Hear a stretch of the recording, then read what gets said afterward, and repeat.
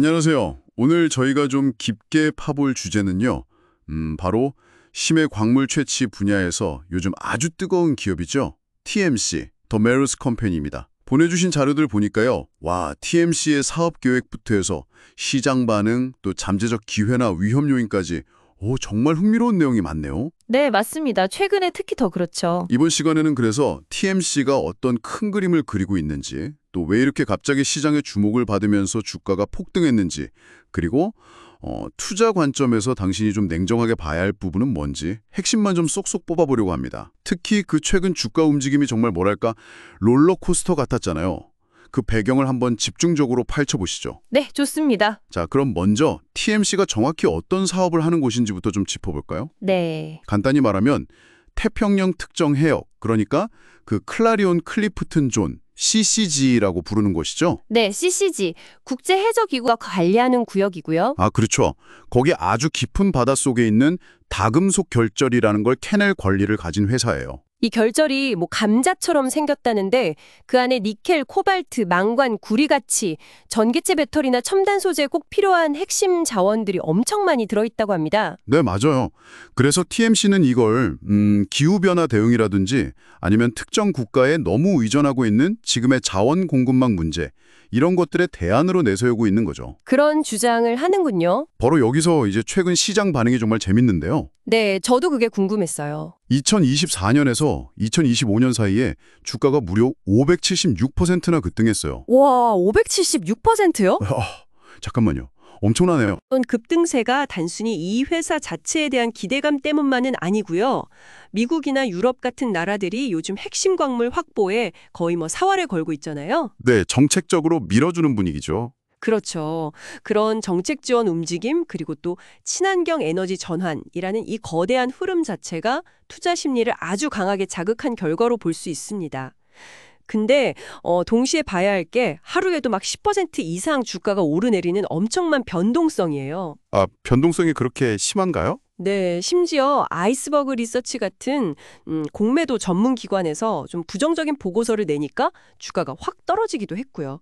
이건 그러니까 TMC 주식에 상당한 투기적 성격이 있다는 걸 좀 보여주는 거죠. 그렇군요. 정책이나 뉴스 하나하나에 민감하게 반응한다는 거네요. 네, 바로 그겁니다. 자, 그럼 이 엄청난 변동성 속에서도 사람들이 기대하는 그 성장 잠재력, 이건 구체적으로 뭘까요? 자료들 보니까 공통적으로 짚는 가장 큰 강점은 역시 그거더라고요. 방대한 해저 광물 매장량에 대한 권리를 먼저 확보했다는 거. 네, 그게 핵심이죠. 선점 효과. 그렇죠. 여기에 자체 기술력도 있고 여러 국가나 기업들이랑 파트너십도 맺고 있고 또 아까 말씀하신 것처럼 미국, 유럽의 정책적 지원 가능성, 이런 것들이 이제 성장 동력으로 평가받는 분위기인 것 같아요. 맞습니다.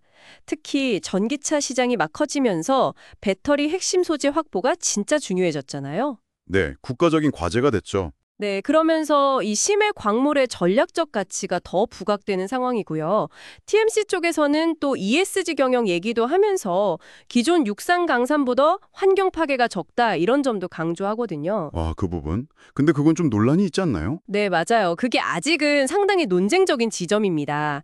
바로 그 지점에서 이제 핵심적인 질문, 그러니까 위험 요인을 좀 짚어봐야 하는데요. 네, 그게 중요하죠. 가장 근본적인 리스크는 이건 당신도 꼭 주목하셔야 하는데 TMC가 아직 실제 상업 생산으로 매출을 만드는 회사가 아니라는 점이에요.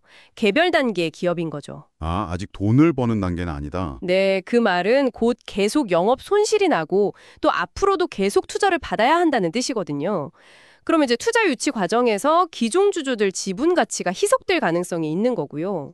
지분 이상 문제. 네, 그리고 기술 개발이 생각대로 안 되거나 채굴 인허가 받는 게 늦어지거나 갑자기 예상 못한 환경 규제가 생기거나 아니면 아예 자금 조달이 어려워지면 이건 기업 자체가 위험해질 수 있는 그런 고위험 구조인 셈이죠. 정말 여러 단계의 허들이 있네요. 그렇죠. 특히 그 심해 채굴이 해저 생태계에 미칠 장기적인 영향, 이게 과학적으로 아직 불확실하잖아요. 네, 데이터가 부족하다고 하더라고요. 네네.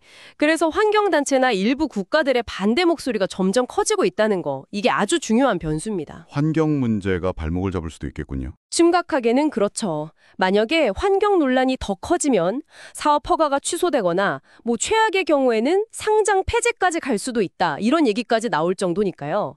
아까 말씀드린 그 아이스버그 리서치 보고서도 이런 사업 리스크랑 환경 리스크를 주된 근거로 삼았고요. 아, 그 보고서 내용이 그거였군요.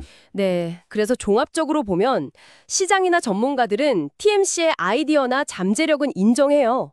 혁신적이다, 성장 가능성 있다. 하지만 본질적으로는 굉장히 높은 위험을 감수해야 하는 뭐랄까 미래 테마주 성격이 아주 강하다고 평가하는 거죠. 하이 리스크, 하이 리턴이네요, 정말. 딱 그렇습니다.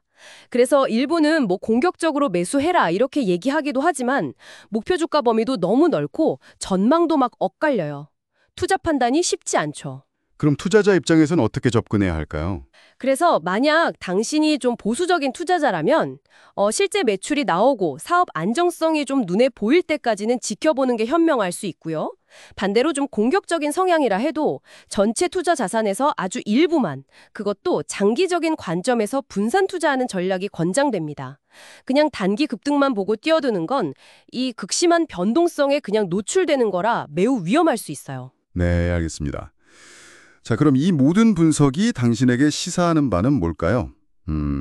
TMC는 분명 심해 자원이라는 어떤 독점적인 가치, 그리고 미래 에너지 공급망을 바꿀 수도 있다는 혁신적인 가능성 때문에 매력적으로 보일 수 있습니다. 네, 그렇죠. 매력은 분명히 있죠.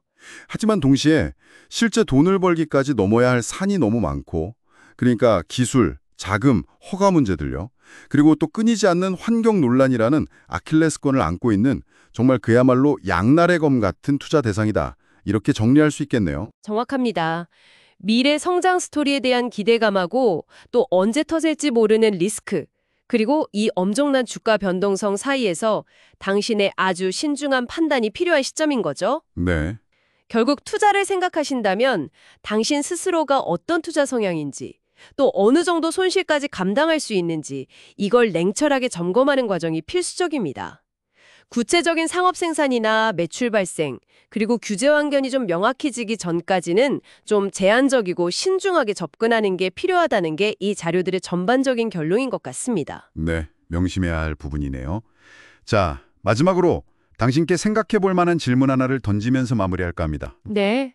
과연 이 심해 자원 개발이라는 게 인류의 지속 가능한 미래를 위해 반드시 가야만 하는 길일까요? 아니면 우리가 아직 잘 모르는 더 큰 환경적 혹은 윤리적 대가를 치르게 될지도 모르는 좀 위험한 탐험일까요? 정말 근본적인 질문이네요. 네. 이 새로운 기술이 가져올 수 있는 밝은 미래와 또 그 이면에 숨겨진 위험 사이에서 우리는 어떤 질문을 던지고 또 무엇을 준비해야 할지 한 번쯤 깊이 고민해 보는 건 어떨까 싶습니다.